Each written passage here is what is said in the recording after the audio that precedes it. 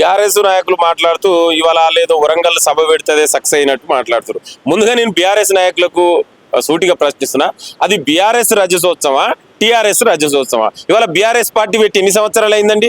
ఇవాళ మరి టీఆర్ఎస్ పార్టీగా మారి దాన్ని బీఆర్ఎస్ గా మారిర్రు. అందుకే ముందు దాని మీద క్లారిటీ తెచ్చుకోవాలని, అది బీఆర్ఎస్ రజతోత్సవమా టీఆర్ఎస్ రజతోత్సవమా ముందు దాన్ని తెలుసుకోవాలి. ఎందుకంటే బీఆర్ఎస్ పార్టీ పుట్టి గట్టి కూడా నా 3 సంవత్సరాలు కావట్లేదు. నేనేమో అదే విధంగా ఇవాళ ఆ సభదారు ఏదో జరిగిపోయిందండి. ఇవాళ తెలంగాణ ప్రజలకు ముఖం చూపించుకోలేక కేసీఆర్ చేసినటువంటి అవినీతి అక్రమాలకు భయపడి ఇవాళ ఫామ్ హౌస్ లో దాక్కొని ఇవాళ అసెంబ్లీకి కూడా రాకుండా ఉన్నటువంటి వ్యక్తి కేసీఆర్. ఇవాళ దాని ద్వారా జరిగేది లేదు, ఒరిగేది లేదు. ఇవాళ తెలంగాణ ప్రజాప్రభుత్వం ఇవాళ అభివృద్ధి, సంక్షేమము, పెట్టుబడుల ధ్యేయంగా ఇవాళ ముందుకెళ్తుంది.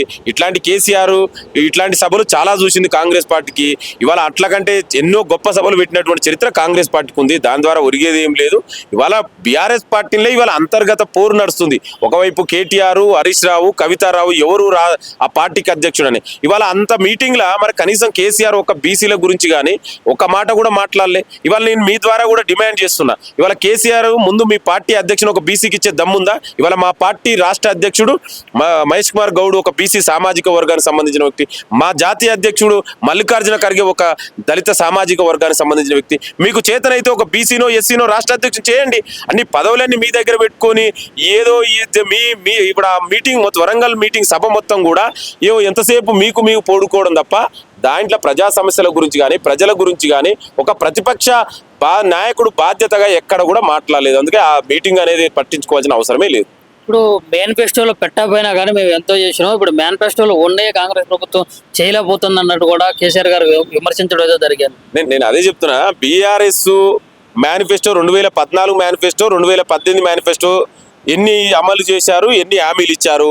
మేము మా మేనిఫెస్టో 2023 ఇచ్చినటువంటి మేనిఫెస్టోలో మేము ఎన్ని హామీలు ఇచ్చాము, ఎన్ని అమలు చేశామో, ఇవాళ 10 ఏళ్లలో మీరెన్ని అమలు చేశాము, ఇవాళ సంవత్సరాల కాలంలో మేమెన్ని అమలు చేశామో చర్చ పెట్టండి. వస్తా, నేను రెడీ ఉన్నా. యాజ్ ఎ మేనిఫెస్టో కమిటీ మెంబర్గా నేను డిబేట్కి సిద్ధంగా ఉన్నా. మరి కేటీఆర్ మీరు సిద్ధమా? మీరు రండి, మీ మేనిఫెస్టో తీసుకొని రండి, అప్పుడు చర్చిద్దాం ఎవరెన్ని చేసిరో. ఇవాళ నేను అదే చెప్తున్నా, చెప్పమనండి. ఇవాళ మీరు ఇచ్చినటువంటి ఆమె దళిత ముఖ్యమంత్రి ఏమైంది? దళితులకు 3 ఎకరాలు, ఇంటికో ఉద్యోగం, కేజీ పీజీ ఉచిత విద్య, డబుల్ బెడ్రూమ్ ఇల్లు అన్నావు.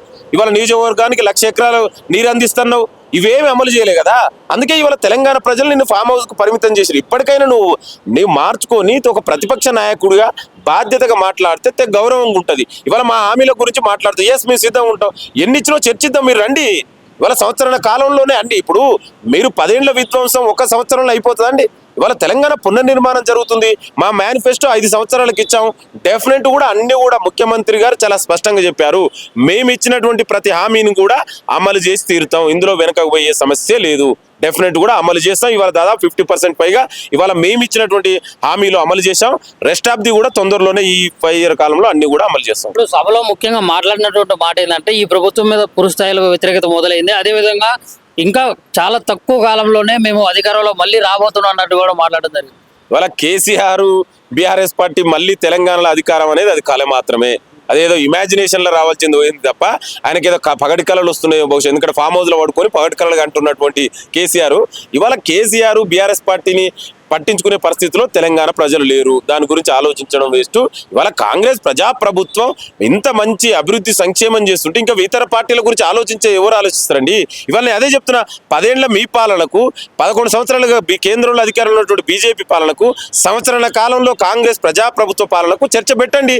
ఎవరు హ్యాపీ కూడా ప్రజలే నిర్ణయిస్తారు కదా. అల్టిమేట్ గా ప్రజాస్వామ్యంలో ప్రజలే తీర్పు, అంతిమ తీర్పు. మీరు కనీసం మొన్న జరిగిన ఎమ్మెల్సీ ఎలక్షన్ లో క్యాండిడేట్ ను కూడా పెట్టలేదు. మీరు మాట్లాడితే ఎట్లండి? మీకు పార్లమెంట్ సీట్లో 0 సీట్ వచ్చింది, ఇంకా మీరు మాట్లాడితే ఎట్లండి? దయచేసి ఇప్పటికైనా మీరు రియాలిటీకి వచ్చి ఒక ప్రతిపక్ష నాయకుడిగా మాట్లాడితే బాగుంటుంది. ఇప్పుడు కాంగ్రెస్ నుంచి కూడా పెట్టలేదు కదా స్థానిక సంస్థల ఎమ్మెల్సీ అభ్యర్థి. మేము ఇక్కడ మాకున్నటువంటి కొన్ని పరిస్థితుల్లో మేము ఒక పార్టీకి, ఒక అలయన్స్ పార్టీకి మేము సపోర్ట్ చేసినాం కదా. ఇవాళ పార్లమెంట్ సపోర్ట్ చేసినాం, ఓపెన్ గా సపోర్ట్ చేసినాం. ఇవాళ మాకున్నటువంటి అలయన్స్ కొన్ని పార్టీల వల్ల మేము ఓపెన్ గా సపోర్ట్ చేసినాం. మీరు మరి అదే స్థానిక సంస్థలో మేము అక్కడ పోటీ చేసినాం, కరీంనగర్ దగ్గర గ్రాడ్యుయేట్స్ లా. అదేవిధంగా ఎంపీ ఎలక్షన్ లో మాకు 8 సీట్లు వచ్చినాయి. మరి 10 ఏళ్లు పరిపాలించినటువంటి బీఆర్ఎస్ పార్టీకి 1 సీట్ ఎందుకు రాలేదండి? ఈ 8 సీట్లలో కూడా బీజేపీ గెలిచిన 8 సీట్లలో 7 చోట్ల బీఆర్ఎస్ డిపాజిట్ పోయింది. అంటే బీజేపీ బీఆర్ఎస్ ఒకటి కదా. ఇంకా మీరు కొత్తగా మళ్ళీ మాట్లాడేది ఎక్కడండి? మీరు 10 ఏళ్ల నుంచి ఒకటి కలిసే పనిచేసారు, ఇప్పుడు కూడా కలిసే పనిచేస్తారు. అయినా కూడా మీరు ఇద్దరు కలిసి పనిచేసినా ఏం చేసినా కూడా తెలంగాణ ప్రజాప్రభుత్వానికి వచ్చే నష్టమే నష్టమేం లేదు. ఇవాళ తెలంగాణ ప్రజలే తెలంగాణ కాంగ్రెస్ ప్రజాప్రభుత్వానికి బ్రాండ్ అంబాసిడర్. ఇప్పుడు బీఆర్ఎస్ కాంగ్రెస్ రెండు ఒకటే అని చెప్పేసి కూడా వాళ్ళు బీజేపీ వాళ్ళు అంటున్నారు. నేను అదే చెప్తున్నా మీద, ఇవాళ బీఆర్ఎస్ బీజేపీ 10 సంవత్సరాలుగా కలిసి ఉన్నది. ఇవాళ తెలంగాణలో బీఆర్ఎస్ కు వ్యతిరేకంగా పోరాడినటువంటి పార్టీ కాంగ్రెస్ పార్టీ, కేంద్రంలో బీజేపీకి వ్యతిరేకంగా పోరాడుతున్నటువంటి పార్టీ కాంగ్రెస్ పార్టీ. ఇవాళ ఇదే బీఆర్ఎస్ కదా ఆనాడు రైతులకు వ్యతిరేకంగా బీజేపీ తెచ్చినటువంటి నల్ల చట్టాలకు సపోర్ట్ చేసింది ఎవరు? ఈ బీఆర్ఎస్ పార్టీ కదా. ఈ విధంగా డిమానిటైజేషన్ కు సపోర్ట్ చేసింది బీఆర్ఎస్ పార్టీ కదా. జిఎస్టీకి సపోర్ట్ చేసింది బీఆర్ఎస్ పార్టీ కదా. అదే విధంగా ప్రెసిడెంట్ ఎలక్షన్ లో, వైస్ ప్రెసిడెంట్ ఎలక్షన్ లో బీజేపీ క్యాండిడేట్ సపోర్ట్ చేసింది బీఆర్ఎస్ పార్టీ కదా. మీరు 10 ఏళ్లలో కలిసి ఉన్నారు. అన్ని బిల్లులు బీజేపీ తెచ్చినటువంటి బిల్లులన్నిటికీ మద్దతు ఇచ్చినటువంటి మీరు మొన్న ఎంపీ ఎలక్షన్ లో సపోర్ట్ చేసుకుంది మీరు. అంతెందుకంటే మీరు అసెంబ్లీ ఎలక్షన్ లో ఇంకా కాంగ్రెస్ పార్టీ ఒక 20 సీట్లు ఎక్కువ గెలిచేది. బీజేపీ బీఆర్ఎస్ కనుక అండర్స్టాండింగ్ లేకపోతే కాంగ్రెస్ పార్టీ ఇంక 20 సీట్లు పెరిగేది. మీ ఇద్దరు అండర్స్టాండింగ్ ఉంది, అయినా కూడా మీరు కలిసే ఊరు 10 ఏళ్ళు, ఇప్పుడు కూడా కలిసే ఉంటారు. మీరు కలిసి ఉన్నాక ఎట్లా ఉన్నా మాకు వచ్చే నష్టం ఏం లేదు. ఇవాళ కాంగ్రెస్ పార్టీ మా ఏకైక లక్ష్యం ఒకటే, ఇవాళ తెలంగాణ రాష్ట్రాన్ని దేశంలోనే ఒక ఆదర్శ రాష్ట్రంగా, ఒక మోడల్ రాష్ట్రంగా తీర్చిదిద్దాలనే నిరంతరం కృషితోటి వాళ్ళ తెలంగాణ ముఖ్యమంత్రి రేవంత్ రెడ్డి గారు మంత్రిమండలి నిరంతరం పనిచేస్తున్నారు. బీఆర్ఎస్ రజతోత్సవ సభ తర్వాత రాష్ట్రంలో రాజకీయ పరిణామాలు ఏమన్నా మారబోతున్నాయా? ఇప్పుడు వచ్చే ఈ సర్పంచ్ ఎన్నికల్లో కానీ, ఇప్పుడు కార్పొరేటర్ ఎన్నికల్లో కానీ, స్థానిక ఎన్నికల్లో మరి ఎట్లా ఉండబోతుంది అంటారు? లేదా బీఆర్ఎస్ రజతోత్సవ సభను పట్టించుకోవాల్సిన అవసరమే లేదండి. ఇవాళ మీరు అన్నట్టు స్థానిక సంస్థలు డెఫినెట్ కూడా స్థానిక సంస్థలు ఎప్పుడు నిర్ణయించాలనేది ప్రభుత్వం నిర్ణయిస్తుంది. ఎప్పుడు వచ్చినా కూడా డెఫినెట్ కూడా ఇవాళ కాంగ్రెస్ పార్టీ మెజార్టీ స్థానాలు గెలవబోతుంది. బీఆర్ఎస్ పార్టీకి బీజేపీ పార్టీని నమ్మే పరిస్థితిలో తెలంగాణ ప్రజలు లేరు. నేను సూటిగా ప్రశ్నిస్తున్నా. ఇవాళ కేంద్రంలో 11 సంవత్సరాలుగా బీజేపీ అధికారంలో ఉంది. ఇవాళ 8 మంది బీజేపీ ఎంపీలు, 2 కేంద్ర మంత్రులు. మరి కేంద్రం నుంచి తెలంగాణకు తీసుకొచ్చింది ఏందండి? ఏ ప్రాజెక్టులు, కొత్త ప్రాజెక్టులు తీసుకొచ్చినండి? ఎన్ని నిధులు తీసుకొచ్చినండి? బడ్జెట్ లో ఎంత కేటాయింపులు చేసిరండి? ఇవాళ అందుకే బీజేపీని కానీ బీఆర్ఎస్ని కానీ పట్టించుకునే సిచ్యువేషన్ లో తెలంగాణ ప్రజలు లేదు. ఎందుకంటే తెలంగాణ ప్రజలు చాలా చైతన్యవంతమైన ప్రజలు. ఈ బీజేపీ బీఆర్ఎస్ పార్టీని నమ్మే పరిస్థితిలో లేరు. ఇది కాంగ్రెస్ పార్టీ, తెలంగాణ అంటేనే కాంగ్రెస్ పార్టీ అడ్డా. ఇది